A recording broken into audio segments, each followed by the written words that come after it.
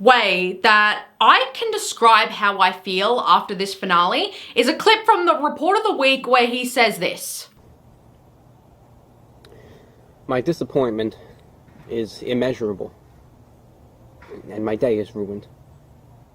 Now, did I think that this show was going to have a good ending? Honestly, no, I didn't. What I did expect, though, was at least some sort of closure. And what's crazy is that they do give you closure, but somehow you still feel unfulfilled. So before I get into the video, I just want to mention one thing. This video is not an entire recap of the episode. While I was watching the episode, I was writing down the most memorable moments or the moments that I felt were important to mention in this video. Because babe, I'm just gonna be shit talking the entire time.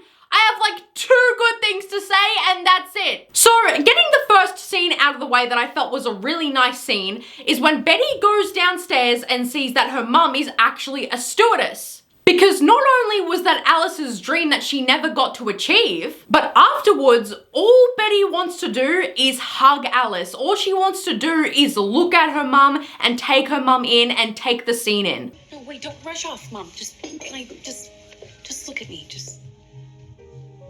me. For heaven's sake, I'm looking at you, Betty. First, I love you, Mom. I mean, it just pulled at my heartstrings because I was watching this with my mum and I could imagine myself in Betty's shoes, and my mum told me that that scene almost made her cry as well because she was like, I would do anything to be in the position that Betty is in. So that was a really good scene because it was heartwarming. Now, the only other positive thing that I have to say about this episode is that Cheryl and Tony were endgame. That is all I cared about. Tony and Cheryl stayed together. Moved out west together. They settled in the Oakland Hills in a craftsman house where they lived as artists and activists. And they had a son, Dale, named after Riverdale, of course.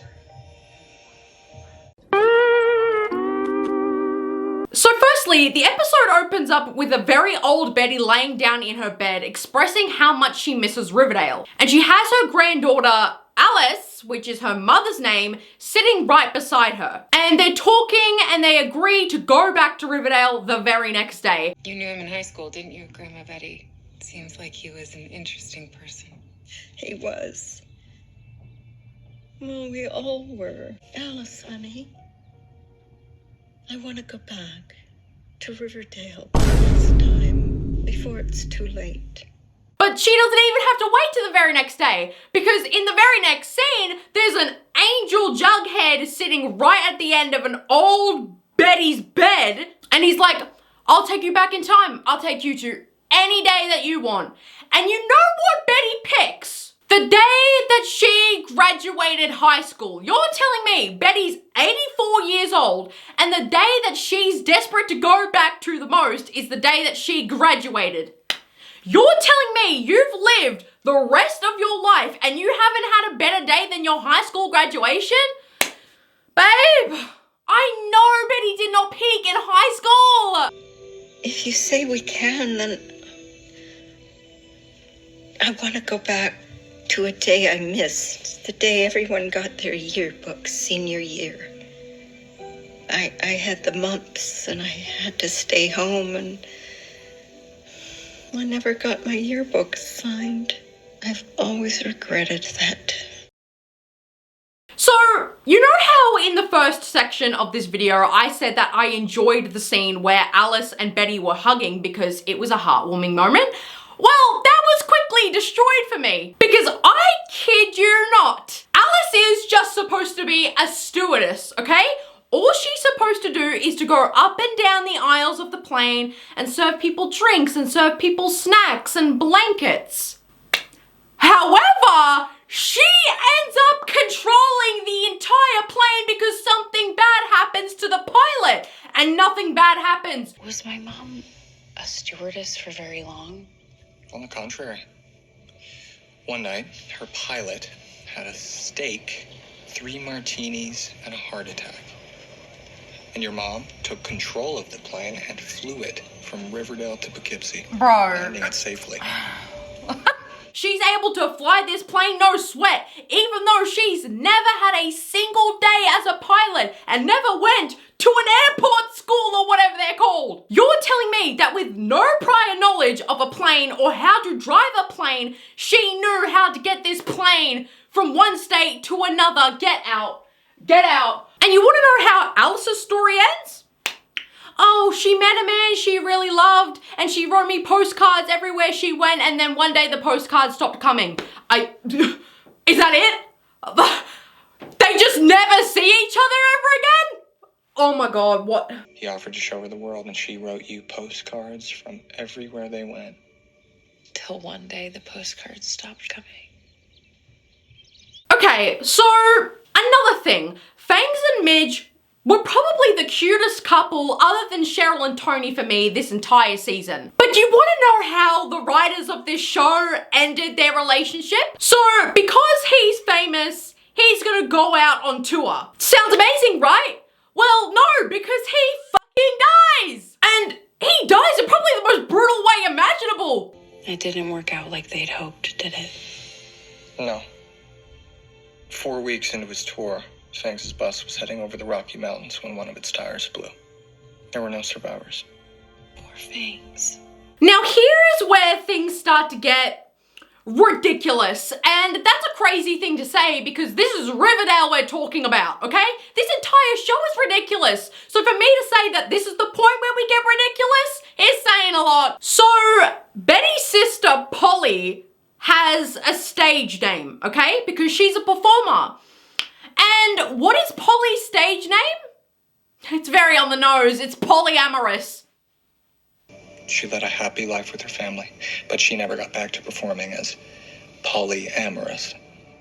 I only ever saw Polly perform once at the Babylonium, but I can still picture her. She was such a star. Now, that is ridiculous in and of itself, okay? But somehow they take it further because Betty goes to school and she sees the group. Archie, Veronica, Jughead, and they all wave at her and something clicks. She remembers something. Oh my God, I was in a polyamorous relationship with my best friends. Well, speaking about soulmates, what about you guys? Have the four of you figured out what you're gonna do yet? The four of us, what do you mean? Betty, it's us, Clay and I. We know the truth.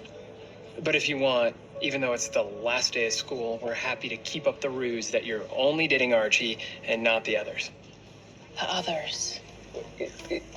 Come on, don't tell me you've suddenly forgotten that you, Archie, Veronica, and Jughead have been in a quad this entire last year. Oh my God. A quad?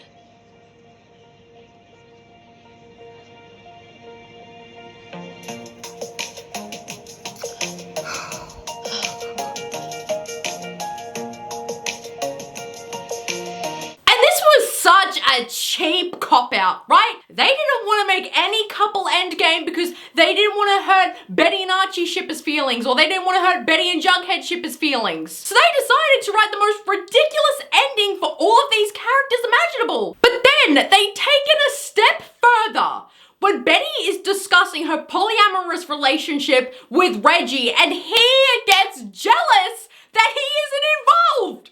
And then it kind of naturally evolved from there. Some nights Archie would sneak into my bedroom, and Veronica would go home with Jughead. Other nights, Archie would spend the night at the Pembroke, and I'd go over to Jughead's. And sometimes, more often than you'd imagine, I would find my way to Veronica's. Okay, but you guys never thought about bringing me into the mix? But I had to settle because that was the closest that I was gonna get to Betty and Jughead being endgame. So if I have to take that, I will, but that is dumb. Now, another really big problem that I had with this episode, they were giving endings to every single damn character in this show, no matter how little you cared about them. Because we know exactly what happened to Uncle Frank and Kevin. No, not Kevin, what's his name? But we know how they died even though we didn't give a shit. about them, right? So, these two were murdered by Betty's fake-ass brother, Chick. Oh, them. Frank Andrews and Tom Keller were murdered. By who? A hustler they picked up one rainy night, named Chick. What's happening over there? Veronica has just told us about her plans to go out Do you west. see how quickly they moved not on taking from it. that? Because they had established too many characters, they were giving too many characters endings. But, okay, I'm being too negative. I have one other good thing to say. There was this scene where Archie was reading a poem about all of his friends at Cheryl's after party. And they mentioned the epic highs and lows of high school football scene! Yes! Here's a few memories for us to recall. And no, I won't be mentioning the epic highs and lows of high school football. But now I'm gonna reel it in for a second, okay? And take you all the way back to the polyamorous storyline.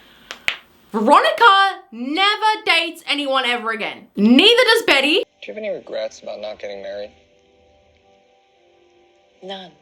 And neither does Jughead, even though he regrets it sometimes that he didn't marry anyone else.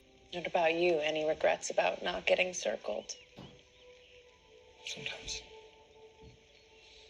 The only person who got married out of the core four was Archie.